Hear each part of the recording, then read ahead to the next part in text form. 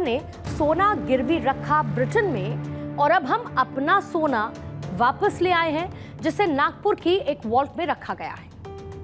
और ऐसा नहीं है कि ये सोना कोई रातों रात प्रधानमंत्री मोदी लेकर आए हो। इसके लिए एक पूरी स्ट्रैटेजी बनाई गई और इस पूरी स्ट्रैटेजी के चलते बीते 5 साल में सोने का 203.9 टन सोने का भंडार बढ़ा है। हमारे देश में कुल मिलाकर 408.3 टन सोना था और 413.8 टन सोना विदेशों में जमा था। साल 2019 में सोना वापस लाने की प्रक्रिया शुरू हुई और सोने का भंडारण जो उस वक्त देश में 617.2 टन था, वो आप देखिए किस तरीके से बढ़ता चला गया। साल 2020 में 661.4 टन हुआ, फिर 2021 में 695.3 टन हुआ।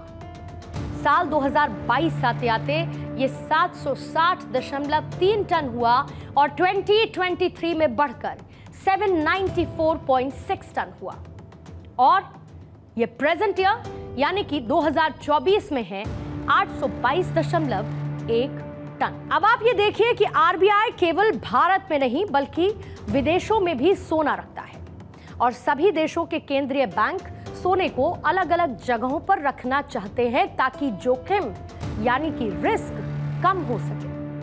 सबसे पहले तो सोने की सेफ्टी को ध्यान में रखा जाता है और अगर भारत में किसी भी तरीके की आपदा या फिर कोई पॉलिटिकल इनस्टेबिलिटी यानी कि राजनीतिक अस्थिरता से आर्थिक स्थिति खराब होती है तो इससे उबरने में विदेशों में रखा हुआ सोना काम आता है।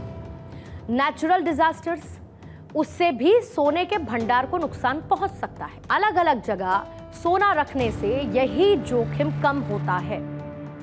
अब आप ये समझिए कि आज हम इतनी मजबूत स्थिति में हैं कि हम अपना सोना अपने देश में महफूज रख सकते हैं। और इसका एक दूसरा एंगल, एक दूसरा पर्सपेक्टिव भी है, वो भी आपको समझाऊं। अगर मान के चलिए कि किसी देश की करेंसी अंतर्राष्ट्रीय स्तर पर कमजोर होती है तो सोने का भंडार उस देश की क्रय शक्ति और उसकी आर्थिक स्थिरता को बनाए रखने में मदद करता है।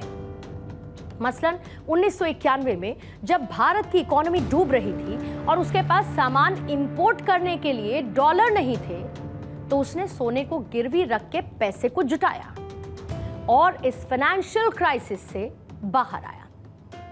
बहुत अधिक भंडारण होने का मतलब है, स्टोरेज होने का मतलब है कि देश की अर्थव्यवस्था मजबूत है।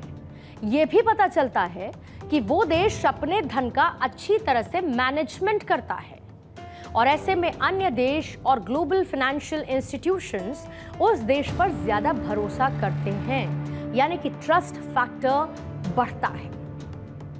गोल्ड रिजर्व किसी भी देश की करेंसी वैल्यू का सपोर्ट करने के लिए एक सॉलिड एसेट प्रदान करता है। इंडिया स्टोरी में हम आपसे आंकड़ों के साथ बात करते हैं और ये बात साफ है कि आंकड़े झूठ नहीं बोलते हैं। नए भारत में जो आंकड़े हमारे सामने आते हैं वो सभी नए भारत की ताकत हैं और भारत का सोना भारत में वापस आना भी नए भारत की एक गोल्डन स्टोरी है, क्योंकि जिस देश के पास जितना सोना होता है वो उसकी उतनी ही ताकत को दर्शाता है। इस समय सोने का सबसे ज्यादा भंडार अमेरिका के पास है। गोल्ड रिजर्व वाले देशों की लिस्ट में अमेरिका टॉप पर आता है और अमेरिका के पास लगभग 8,133.46 टन सोना है। गोल्ड रिजर्व के दूसरे नंबर पर आता है जर्मनी। जर्मनी के पास करीब 3,352.31 टन सोना है। अगर आप पिछले कारोबारी साल की बात करेंगे तो उसके आखिरी तिमाही में फ्रांस के गोल्ड रिजर्व में कमी आई थी और गोल्ड रिजर्व की लिस्ट में तीसरे नंबर पर आता है इटली। इटली के पास लगभग 2,451.84 टन गोल्ड है और आखिरी तिमाही में कमी आने के बावजूद गोल्ड रिजर्व की लिस्ट में फ्रांस चौथे नंबर पर आता है। फ्रांस के पास करीब 2,436.88 टन गोल्ड है और इस लिस्ट में 5वें नंबर पर आता है रूस। यूक्रेन युद्ध की वजह से रूस के जो गोल्ड रिजर्व्स हैं उसमें एक डेफिसिट आया, कमी आई और रूस के पास 2,332.74 टन सोना था। अगर बात गोल्ड रिजर्व की लिस्ट में छठे नंबर की आप करेंगे तो इस पायदान पर आता है चीन, और चीन के पास है 2262.45 टन सोना।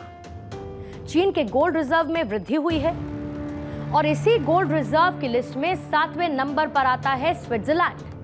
स्विट्जरलैंड के पास 1040 टन सोना है, तो जापान के पास 845.97 टन सोना है।